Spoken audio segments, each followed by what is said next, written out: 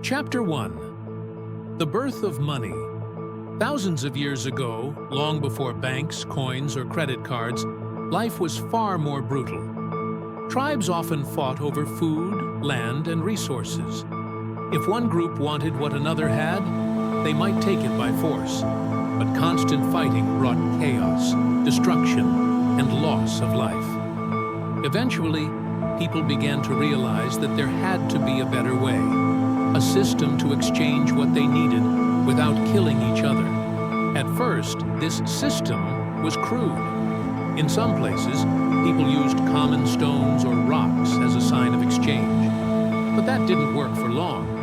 Rocks were everywhere, easy to find, and impossible to measure for true value. So communities shifted to barter, trading one item for another. A hunter might trade animal skins for a farmer's grain.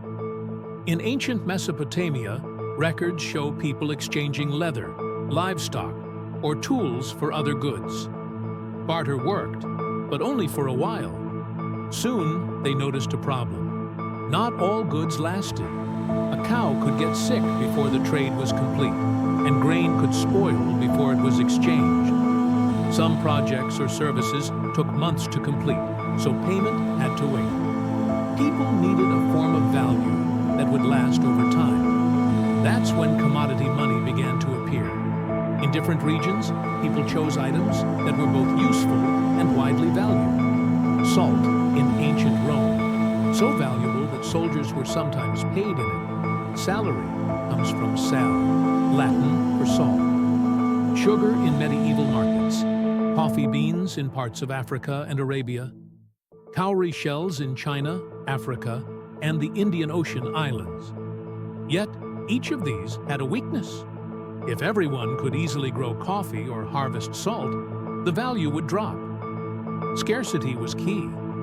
So, civilizations moved toward something rarer and harder to fake. Precious metals. Gold, silver, and copper became the standard in many parts of the ancient world. In Egypt, gold was seen as the flesh of the gods.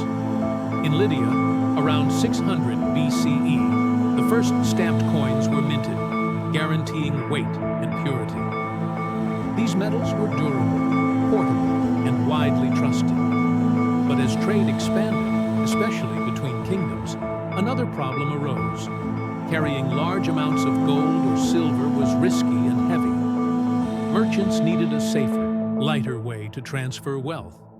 China provided the answer. During the Tang Dynasty, 7th century, and later the Song Dynasty, 11th century, paper money emerged, at first as merchant receipts for stored metal, then as official government-issued notes. By the 13th century, Marco Polo wrote about these flying cash notes being used across the Mongol Empire. Paper money spread slowly to Europe and the Middle East, but it carried a new danger: counterfeiting. People learned to make fake notes so similar to the real thing that even officials struggled to tell them apart. Governments responded with seals, watermarks, and strict punishments, but the problem never vanished. In the modern era, money took yet another leap into the digital world. With banks and computers, people could send value without touching coins or notes. By the late 20th century, credit cards, online banking, and mobile transfers became everyday tools. And in 2009, the invention of Bitcoin introduced a completely new idea: digital money with no central authority, protected by cryptography and a public ledger called the blockchain.